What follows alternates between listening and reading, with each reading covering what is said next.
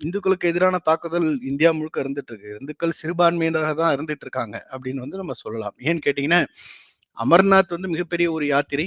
இந்துக்களுக்கு மிகவும் புனிதமான ஒரு யாத்திரை. அந்த யாத்திரை போகும்போது அந்த இந்துக்களை தாக்குவது. இது வந்து பலமுறை நடந்திருக்கின்றது. நாம் ரீசென்ட்டா கூட நம்ம பார்த்திருக்கோம்.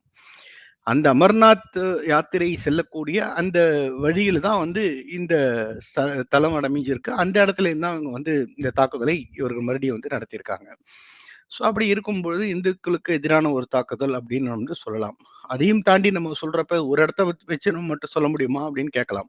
இதையும் தாண்டி பார்க்குறப்ப வைஷ்ணவ தேவி டெம்பிள் கட்ரால இருந்து போறப்ப கட்ரால இருந்த அந்த வண்டிய வந்து சுட்டு அப்பாவி மக்களை சென்ற இந்துக்களை அந்த பக்தர்களை வந்து அவர்கள் வந்து கொன்றார்கள் அப்படிங்கிறதும் நமக்கு வந்து தெரிய வருகின்ற ஒரு விஷயமா தான் வந்து பார்க்க முடிகின்றது.